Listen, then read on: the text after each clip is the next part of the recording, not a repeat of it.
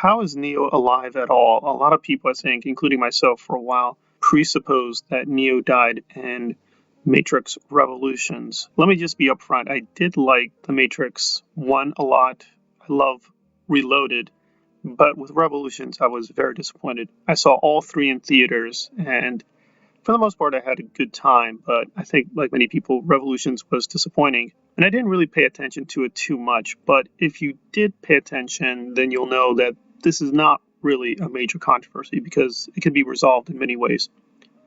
I'm going to go with two major theories to quote unquote explain how Neo and Trinity are quote back, and that fans who thought they were dead or died weren't really paying attention to certain details, and once those details are taken into account.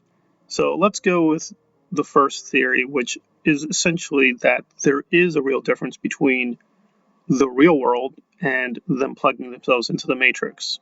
We see this in the first film, that they have to plug into the Matrix to be avatars who have powers, but their bodies can die, quote, in the real world if they get damaged enough. And we certainly see Neo be injured in Revolutions, so presumably he was injured to the point, or he exceeded himself, that he died. We also saw Trinity get injured quite a lot too, so we can presuppose she died as well. And the way it was set up, that they had made a deal with Dux Ex Machina. He's that giant face. That's his formal name. They made a bargain with Ex Machina to basically save Zion.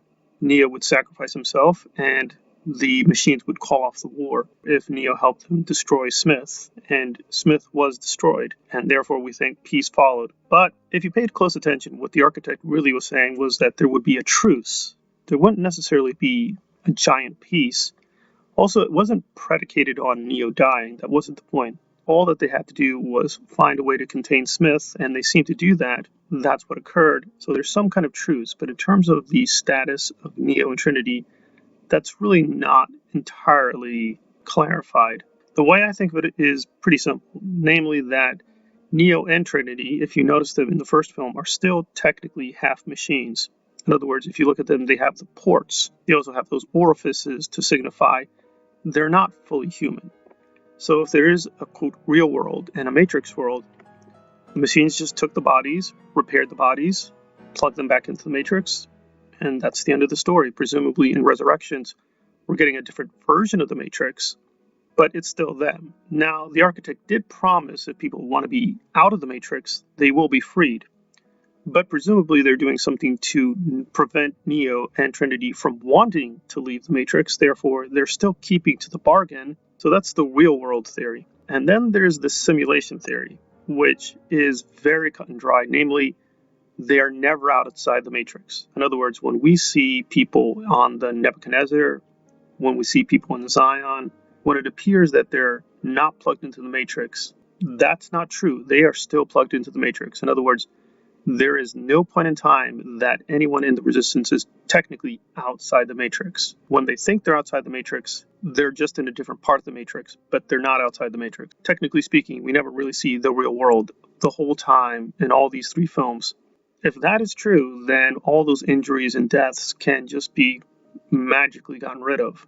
In other words, even if Neo did technically die, he didn't. It was just a certain digital projection. They just snap back his existence, and that's it. Now, the question would be then, why Neo and Trinity are being held by the machines, if they are being held by the machines along this theory?